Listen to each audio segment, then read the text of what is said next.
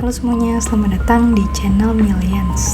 Dan di video kali ini, sesuai janji aku akan bahas soal updatean Affinity Serif versi kedua. Sebelumnya aku itu udah bikin shorts mengenai fitur di Affinity Designer yang baru ada 3.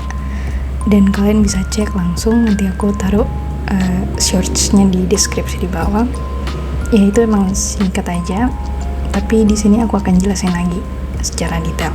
Nah, pertama aku akan bahas dulu soal pengalaman aku ketika memakai Affinity versi yang kedua.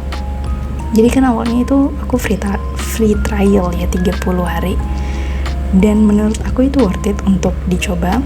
Kalau kalian yang belum update, kalian bisa coba free trialnya. Dan ya, nanti kalian bisa nikmatin fitur-fiturnya baik di designer, foto, atau publisher. Tapi untuk video kali ini aku akan bahas soal designer aja dulu, karena kebanyakan dari kalian itu pakai Affinity Designer ya.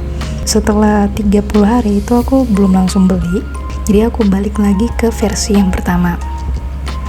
Nah, ini peringatan aja, jadi kalau misalnya kalian belum ada rencana untuk beli versi yang kedua, pastikan versi yang pertama itu tetap ada, karena kalau misalnya kalian udah bikin project di versi yang kedua, buka lagi di versi pertama itu udah nggak bisa ya. Jadi aku pernah pengalaman kejadian kayak gitu.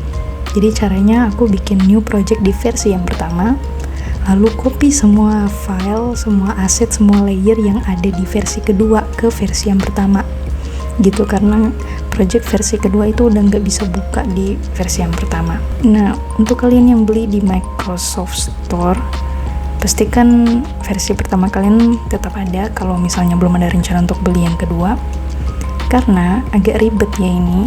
Karena kalau kalian cari di Microsoft Store, itu yang versi pertama itu nggak akan muncul. Dia tetap ada di Microsoft Store tapi nggak akan muncul di situ. Coba deh kalian cari di Microsoft Store Affinity, yang muncul itu versi kedua, versi satu itu udah kayak hilang gitu. Padahal masih ada. Kalau misalnya kalian beli itu, nanti kalian cek email kalian yang lama, yang versi 1 ya, nanti kalian cek aja itu emailnya, pasti ketemu. Nah, apakah worth it untuk membeli Affinity versi yang kedua? Menurut aku worth it, karena terakhir kali yang aku pakai di versi 1.10 itu agak banyak ngebug ya, apalagi yang di Affinity Photo itu kalau udah terlalu berat dia ke close sendiri, atau enggak hasil fotonya itu ketika diekspor ada kotak-kotak gitu, jadi aneh. Dan ketika aku mau search font terus ketik pakai keyboard, itu ke close lagi softwarenya, jadi aneh sih. Jadi untuk sekarang aku pakainya Affinity versi 2.003, dan ya aku nggak akan update dulu, karena ya stay di versi ini aja dulu gitu, karena takutnya kalau update lagi ngebug, yang nggak tahu sih kayak gimana, nanti lihatlah. Karena awalnya aku pikir Affinity ini memang free update gitu full, jadi udah nggak perlu beli lisensi untuk versi kedua atau ketiga gitu. Ternyata setiap versi 2 atau versi 3, keempat seterusnya itu dibeli. Tapi kalau misalnya 2.1, 2.2 itu enggak, itu free. Berapa biaya lisensi dari versi yang kedua? Itu kalau di Microsoft Store itu Rp1.320.000, dan itu harga promo ya teman-teman. Promonya itu sampai 25 Januari 2023. Jadi siap-siap aja. Aku nggak tahu harga aslinya kayak gimana, yang di official webnya juga itu masih promo. Jadi kalau kalian yang rencana beli ya 25 Januari. Nah, apa saja yang menjadi update di Affinity versi yang kedua ini? Yang pertama itu dari openingnya. Nah, openingnya ini kalau yang di versi 1 kan itu ada gambar ya kan, dan lebih keren, lebih colorful. Sedangkan yang versi kedua ini grafik gradient gimana gitu, agak enggak, buat aku enggak gitu, aneh aja gitu. Padahal yang awal itu udah bagus. Menurut kalian gimana openingnya? Aku tunjukin di layar. Selain dari opening softwarenya, ada juga UI-nya udah baru, yang icon-iconnya juga di sebelah kiri udah baru, udah lebih simple juga menurut aku. Dan yang paling aku suka di bagian new page itu udah lebih detail, ukurannya itu udah lebih nampak ya dari sebelumnya, dan lebih lengkap lah. Begitu juga di bagian ekspornya. Nah, di sini aku akan jelasin tiga fitur ya di Affinity Designer. Yang pertama ada Knife Tool. Nah, Knife Tool ini kegunaannya untuk memotong shape ya, untuk memotong layer atau juga teks bisa. Tapi ini harus di drag, jadi nggak kayak pen tool yang garis lurus gitu, terus dia ke cut, nggak. Bukan kayak pen tool ya dia, tapi ini kayak di drag gitu, jadi nggak lurus gitu. Nanti kalian bisa coba sendiri, di sini aku juga jelasin. Kalian juga bisa aktifin stabilizernya supaya garisnya itu lebih smooth. Dan cara penggunaannya ya cuman kayak gitu, simple aja. Nanti kalian bisa coba lagi. Dan fitur yang kedua itu ada Shape Builder Tool. Ini salah satu shape yang paling ditunggu-tunggu oleh Affinity user, karena ini sangat berguna banget, apalagi untuk logo designer. Shape Builder Tool. Jadi di sini kalian ada opsi, ada plus, minus, dan icon Shape Builder Toolnya itu di bagian atas. Nah, untuk yang bagian plus itu untuk menambah shape. Jadi kan kalian misalnya bikin 2 shape gitu, terus kalian select keduanya, terus kalian pilih icon plus. Nah, kalian tinggal bikin shape di situ, shape baru, nanti layernya jadi 3, tapi yang 2 awalnya itu kepotong. Sedangkan untuk minus itu menghapus bagian yang kalian pilih.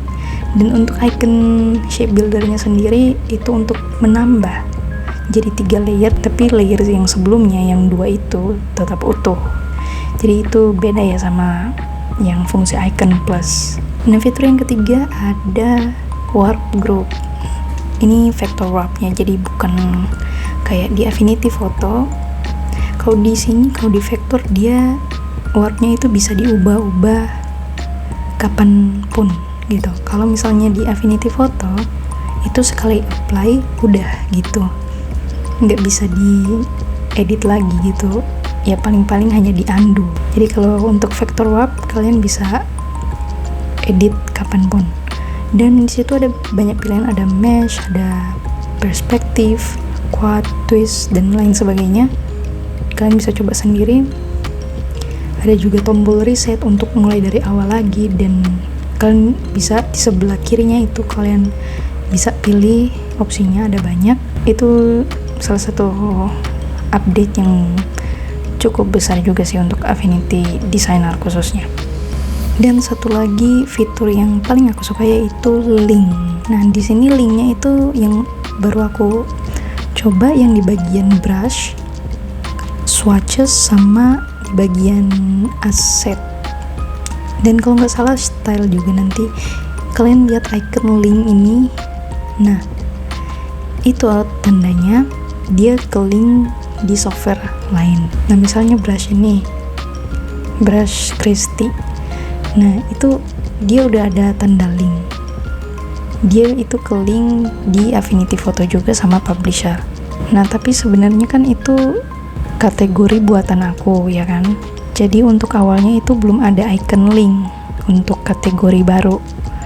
Nah, tapi kalian bisa bikin dengan cara klik lagi 3 garisnya itu, icon 3 garis, dan di situ ada pilihan link kategori. Kalian tinggal klik itu dan dia bakal ke link otomatis, dan itu cepat banget linknya langsung gitu ya.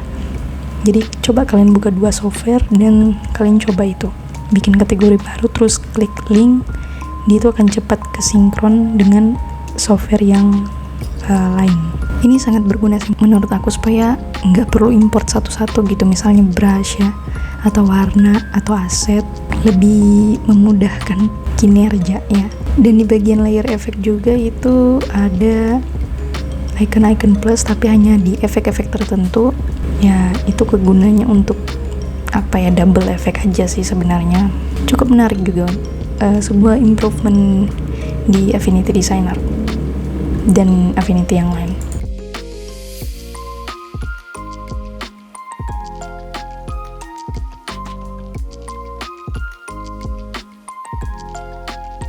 Selain itu ada fitur baru yaitu apa itu cell area itu, aku lupa namanya. Aku masih belum tahu sih kegunaannya itu kayak gimana. Waktu aku nonton tutorial official dari Affinity itu masih agak bingung ya, karena aku udah tertarik dulu dengan shape builder, knife tool, sama vector wrap. Nah, itu adalah seputar fitur-fitur baru di Affinity Designer. Nah, apakah fitur-fitur ini berguna untuk aku? Personally, mungkin gak 100% berguna. Karena seperti yang aku bilang di video pertama, aku itu lagi belajar gambar ya, ilustrasi, dibandingkan desain grafis.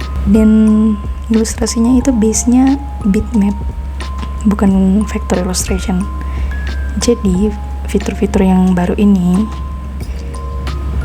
nggak terlalu kepake sih. Tapi kalau misalnya ada pengerjaan atau project lain yang membutuhkan fitur-fitur ini, ya pasti aku akan pakai gitu. Di sini aku pengen update aja karena untuk fix bug-nya aja gitu, dan untuk UI-nya sih itu kelihatan lebih rapi gitu. Dan ada bonus-bonus juga, salah satunya Dreamography kalau nggak salah nama brushnya. Tapi brushnya itu bitmap ya, bukan vector brush. Dan kalian bisa download secara gratis. Kalian tinggal klik account-nya di kanan atas dan kalian download. Jadi kesimpulannya, apakah worth it? Worth it untuk diupdate. Tapi kalau kalian masih mau bertahan dengan versi yang pertama, silakan. Itu pilihan aja buat kalian. Kalau memang kalian masih belum butuh untuk fitur-fitur barunya, bisa stay aja di versi yang pertama. Oke, itu aja dulu untuk video kali ini soal update versi yang kedua dari Affinity Serif, terlebih khusus Affinity Designer. Kalau kalian pengen aku jelasin untuk bagian foto sama publisher update-nya, ya kalian tinggal komen di bawah, karena ini aku fokusnya ke desainer dulu gitu. Untuk update dari Affinity Photo dan Publisher aku nggak terlalu merhatikan ya. Nantilah kalau misalnya aku ada luang waktu untuk nonton lagi video update dari mereka, ya aku akan nonton. Dan mungkin aku akan share juga untuk kalian pengguna Affinity Photo dan Publisher. Oh ya, jadi ini universal license-nya itu bukan hanya dapat 3 software, tapi bisa di semua platform, baik Windows, OS, dan Linux. Ya, tapi akun emailnya itu satu doang. Oke, sekian aja dulu video kita kali ini. Thank you yang udah nonton sampai di sini. Kalau kalian punya pertanyaan, punya pendapat, feedback, kalian bisa komen di bawah. Dan kalau kalian pengen request tutorial vector illustration, desain grafis, atau ilustrasi dengan basis bitmap brush, itu sih aku udah rencana untuk bikin videonya ya, pasti akan ada ya. Kalian tinggal komen aja di bawah gitu. Support juga channel Millions dengan cara like video ini, share juga, subscribe, dan sampai jumpa di video berikutnya. Bye.